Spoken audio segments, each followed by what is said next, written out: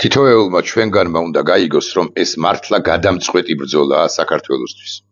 და თითოეულმა ჩვენგანმა უნდა კარგად შეისხორცოს, გაისიგრძეგანოს ერთი ამბავი, რომ თუ ამ გადამწყვეტ ბრძოლაში ქართველი ხალხი ვერ მიაღწევს გამარჯვებას, ამ შემთხვევაში გამარჯვებული იქნება ქართულ გვარიან რუსთა კასტა ბანდა ჯგუფი, ბანდიტთა ჯგუფი.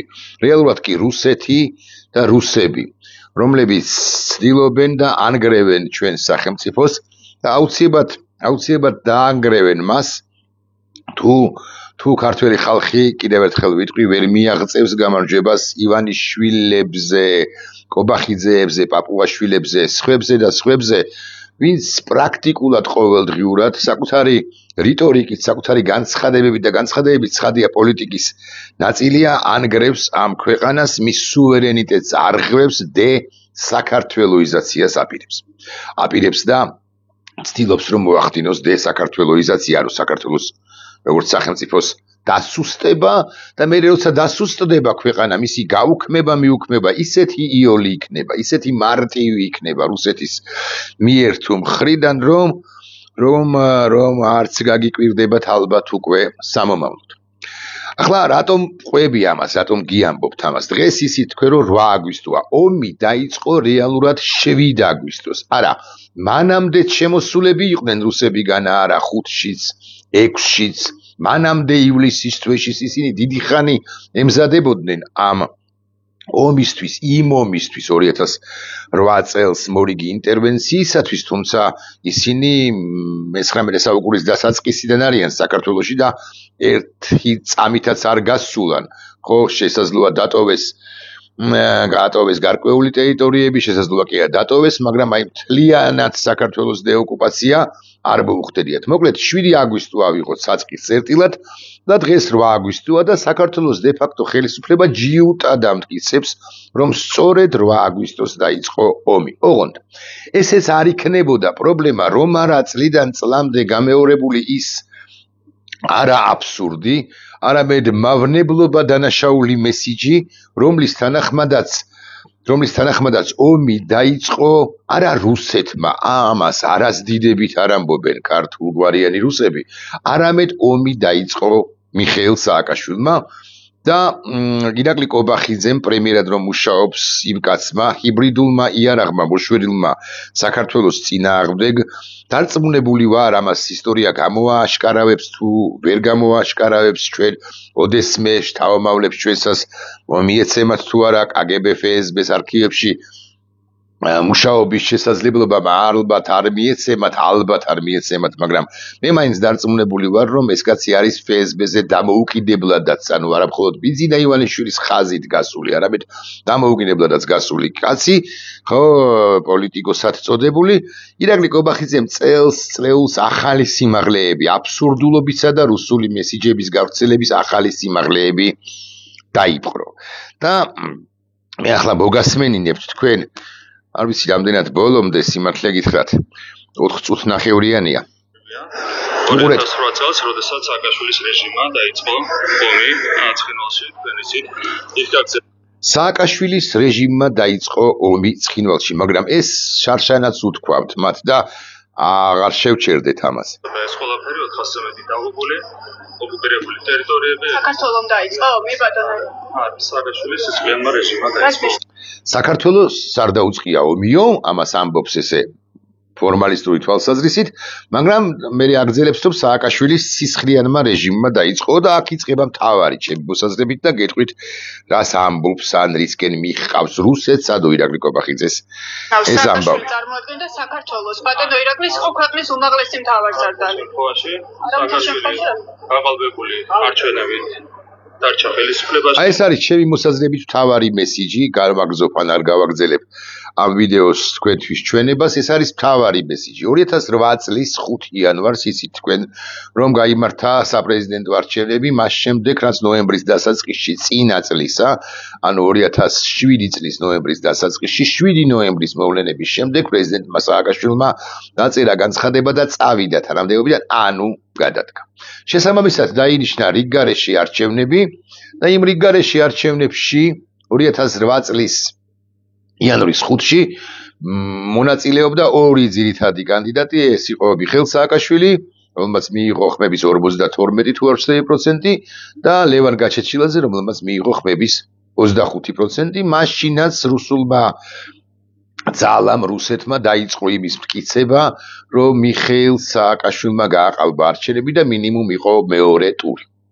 ამის მიუხედავად EUTOM და საერთაშორისო დამკვირვებლებმა სწორედ პირველ ტურში გამოაცხადეს გამარჯვებულად მიხეილ სააკაშვილი, შესაბამისად ის ლეგიტიმური პრეზიდენტი იყო 2008 წლის 5 იანვრიდანაც, ანუ უფრო ზუსტი რომ იყო ინაუგურაციის დღიდან, როცა ის მისი უფლებამოსილება შევიდა ძალაში. ირაკლი კობახიძეს და რუსეთს მიხავთ ახლა სხვა რამისაკენ. ისინი არ ამბობენ, რომ საქართველომ დაიწყო ომი 2008 წლის აგვისტოში, ისინი ამბობენ, რომ უკანონო პრეზიდენტმა მიხეილ სააკაშვილმა დაიწყო, რომლის გაიგივება საქართველოსთან არ შეიძლება, რამდენადაც მან გაყალბებული არჩევნებით გაიმარჯვა იანვრის არჩევნებში, გაიმარჯვა და გამოაცხადა საკუთარი თავი გამარჯვებულად, შესაბამისად ის იყო უკანონო პრეზიდენტი და უკანონო პრეზიდენტმა Deep State-ის ამავე ვიდეოში კობახიძე ახსენებს Deep State-ს არადემოკრატიულმა სისხლიან რეჟიმმა დაიწყო. ამავე ვიდეოში ახსენებს Deep State-ს და Deep State საბრალებს ომის დაწყებას. ოღონდ ეს Deep State-ი არ არის ცხადია რუსეთი, ირაკლი კობახიძისეული განმარტებით. Deep State-ად ის მიიჩნევს კი არ ასახელებს, მაგრამ მაინც კოლექტიურ დასავლეთს, ანუ იმ ძალებს, რომლებიც მისეული წარმოდგენით და მისეული გააზრებით და რასაც გვახვევენ ესენი თავს, ომში ჩაითრია საქართველო და ახლაც ითრებს ომში საქართველოს. ისინი არ ასახელებენ ასე მაგალითად ჯონ მაკკეინს, აც გარდაცვლილ სენატორს, საქართველოს დიდ კომაქსა და გულშემატკივარს, თუმცა საჭიროების შემთხვევაში მე არ გამოვრიცხავ, რომ აი ამ და არ გარდაცვლილ კაცსაც მიადგნენ და თქვან, რომ აი Deep State-ის ერთ-ერთი ლიდერი თუ მთავარი ლიდერი არა, იყო სწორედაც რომ ჯონ მაკკეინი, ანუ სენატორი, პრეზიდენტობის ყოფილი კანდიდატი შეერთებულ შტატებში. ეს არის ერთი უბედურება და საკვირველია ტყუილი. მე არ ვიცი ირაკლი კობახიძის ბაბუის მამის ბაბუას ერქვა თუ არა სპირიდონი მაგალითად, ხო? მაგრამ თუ სპირიდონ კობახიძე ადგება ახლა საერთოდ არის ის დაკრძალული კარგი კაცი იქნებოდა, ან შეიძლება სულაც არ ყოფილიყო კარგი კაცი ღმერთმა უცხის, სპირიდონ კობახიძემაც რომ გვითხრას და ნებისმიერმა ქართველმა რომ გვითხრას, ხო, ნებისმიერმა ავტორიტეტმაც რომ გვითხრას, რომ ომი დაიწყო საქართველომ ან საქართველოს რომ წარმოადგენდა იმ მიხეილ სააკაშვილმა, ეს იქნება რასაკვირველია რუსული მესიჯი. მაგრამ ეს არის ერთი უბედურება, მეთქი აქ იგითხარით და მეორე უბედურება და მესამე უბედურება და მეოთხე უბედურება ზეც უნდა გამამახვილო ყურადღება. მეორე უბედურება არის ის, რომ სოფლიოში ახლა, როგორც სხვა ფაქტორებიდან გამომდინარე, არის ძალიან მძიმე ტენდენცია, ძალიან საინტერესო და მძიმე ჩვენთვის შესაძლოდ მძიმე ტენდენცია. დაჩაგრულ ერებს ეკუთვნით თავისუფლება. დაჩაგრულ ერებს და ტერიტორიებს, ხალხებს ეკუთვნით დამოუკიდებელი სახელმწიფო. დაახლოებით ამისკენ მიდის სოფლიო თანამეგობრობა ან მისი ცალკეული ნაწილი სახელმწიფოები, მაგალითად კანადა, მაგალითად სხვა სახელმწიფოებიც, რომლებიც ღიად ამბობენ ისრაელთან მიმართებაში, რომ თუ ბიბი ნეთანიახუ დაიწყებს და განაგრძობს მიწასთან გასწორებას ღაზის სექტორისა და პალესტინისა, და ვიცით ჩვენ რომ ახლო აღმოსავლეთში ეს პრობლემა რეალურად არსებობს მიუხედავად იმისა, რომ ისრაელი ირანთან მიმართებაში რასაკვირველია მართალიც იყო და მაგარიც, მაგრამ ბიბი ნეთანიახუს აქვს ეს პრობლემები, ბენიამინ ნეთანიახუს აქვს ეს პრობლემები და მას ევროპის კონტინენტზე განსაკუთრებით ბევრს ეწინააღმდეგებიან, უთითებენ ადამიანის უფლებათა დარღვევაზე, საყოველთაო დარღვევაზე და პალესტინელი ხალხის წინააღმდეგ პრაქტიკულად ეთნიკურ წმენდაში და გენოციდშიც კი ადანაშაულებენ გარკვეულ შემთხვევებში და ნეთანიახუს კი აქვს არგუმენტი, რომ ის ანადგურებს ჰამასს, მაგრამ რეალურად იქ მშვიდობიანი მოსახლეობის შევიწროება და ამათ თქვათ განადგურებაც ხდება, ანუ ძალიან ხშირად ირღვევა მშვიდობიანი მოქალაქეების, პალესტინელების უფლებები, მოკლედ სოფლიო მიდის იმ გადაწყვეტილებამდე, რომ რაღაცა დაჩაგრულია პალესტინა, ის სახელმწიფოდ უნდა იყოს აღიარებული. ახლა ეს ყველაფერი რაღაცა ტენდენციასთან გვაქვს საქმე, გადმოიტანეთ საქართველოსთან მიმართებაში და კიდევ უფრო დაამძიმეთ ეს ვითარება იმის გათვალისწინებით, რომ როგორც ჩანს საქართველოს დე-ფაქტო ხელისუფლება აპირებს თქმა იმის თქმას, რომ და აქ კობახიძე ამბობს კიდეც, რომ მძინარე ცხინვალი დაბომბა თბილისმა სააკაშვილის რეჟიმმა. გამოდის, რომ რუსული ნარატივის არ იყოს, რუსეთიდან გავრცელებული მესიჯის არ იყოს, აგრესორი გამოდის საქართველოს კანონიერი პრეზიდენტი სააკაშვილი თუ უკანონო პრეზიდენტი სააკაშვილი, მოკლედ საქართველოს შეიარაღებული ძალები და იმჟამინდელი პოლიტიკური ხელმძღვანელობა.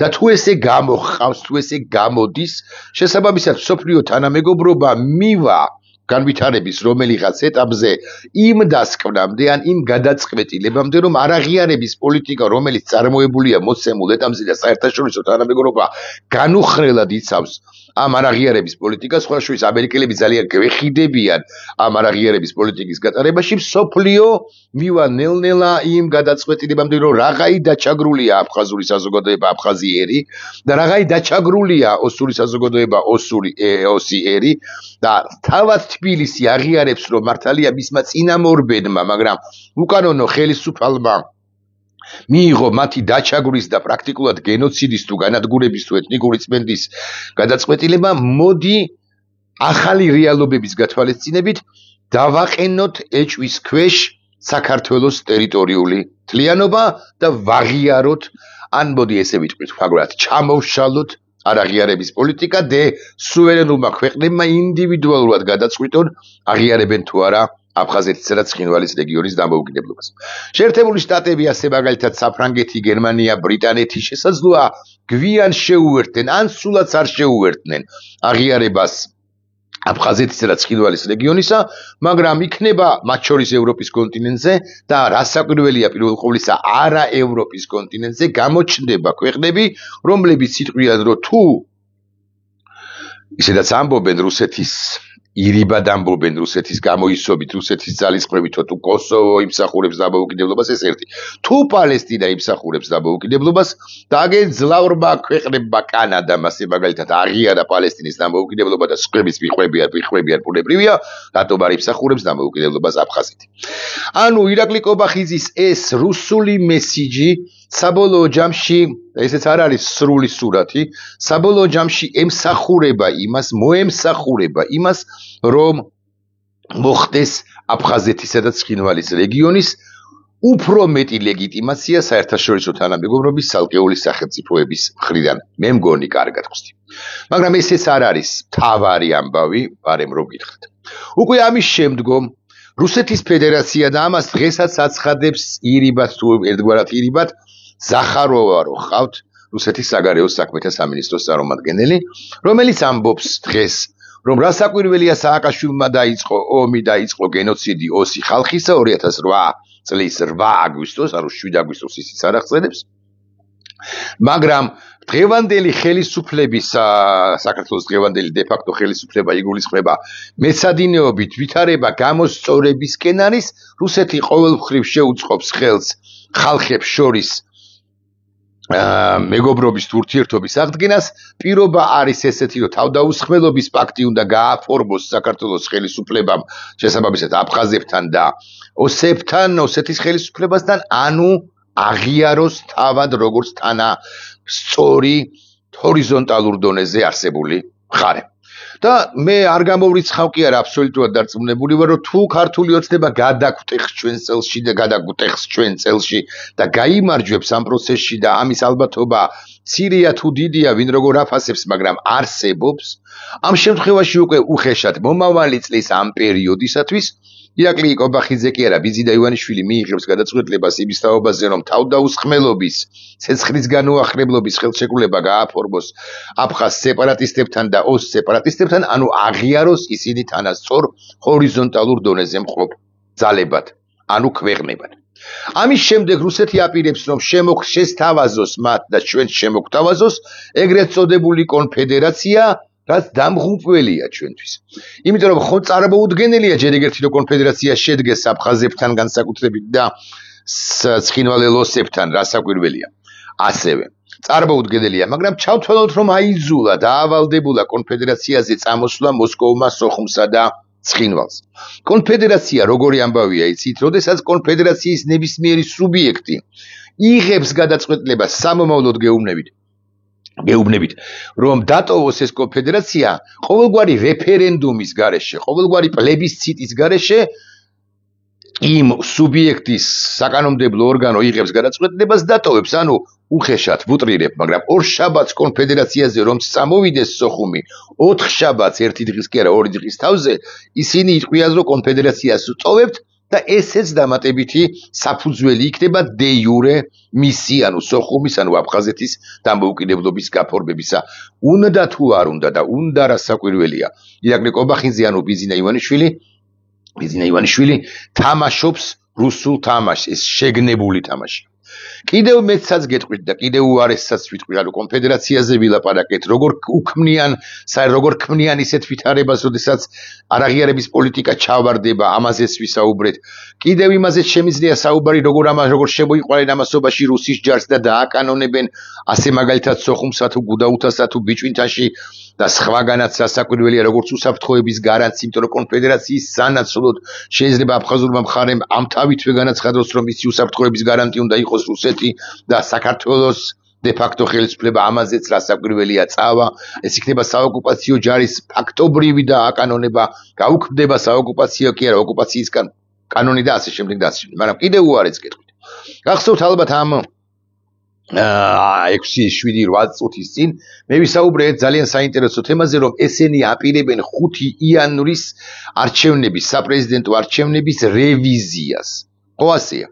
ანუ თქმას იმისა, რომ მეორე ტური იყო და მიხეილ სააკაშვილს სულაც არ გაუმარჯვია 2008 წლის 5 იანვრის საპრეზიდენტო რიგგარეშე არჩევნებში. ეხლა მე გაგახსენებთ კიდევ უფრო ძიმე ამბავს მოგიყვებით. იმავე დღეს 5 იანვარს 2008 წლისა გამოცხადდა რეფერენდუმის შედეგები, ჩატარდა და გამოცხადდა რეფერენდუმის შედეგები, სადაც 77% მოქალაქეებისა თქვა, რომ ჩვენ ხარს ვუჭერთ საქართველოს ნატოსა და ევროკავშირში ინტეგრაციას. ასეა, ხომ არ ვაჭარბებ რამს. და თუ გაყალბებული იყო საპრეზიდენტო არჩევნები და უკანონო პრეზიდენტი იყო მიხეილ სააკაშვილი 2008 წლის 5 იანვრიდან, ვინ გამორიცხავს? ან რატომ გამორიცხავთ, რომ რომელიღაც ეტაპზე რუსქართველები, კობახიძე, არა, პირველ ყოვლისა ივანიშვილი, კობახიძე, პაპუაშვილი, მდინარაძე, სხვანი, კალაძე, წულუკიანი, რა ვიცი, ლეგიონია მათი სახელი, 99 მათი სახელი, გამობიზინებულები, აგრეთვე მინისტრებიც, რა საკვირველია, არა მხოლოდ 99 დეპუტატს გულისხმობ, ისინი იტყვიან, რატომ გამორიცხავთ, რომ რეფერენდუმის შედეგებიც გააყალბა საქართველოს მაშინდელმა ხელისუფლებამო. და 77% კი არა, 47%-იც არ უჭერდა მხარს საქართველოს ევროატლანტიკურ ინტეგრაციას, ანუ deep state-თან ინტეგრაციას, რომელმაც 4 თუ 6 თვეში მოგვახვია კიდეც თავს ომიო, ჯონ მაკკეინმაო და deep state-მა ზოგადად.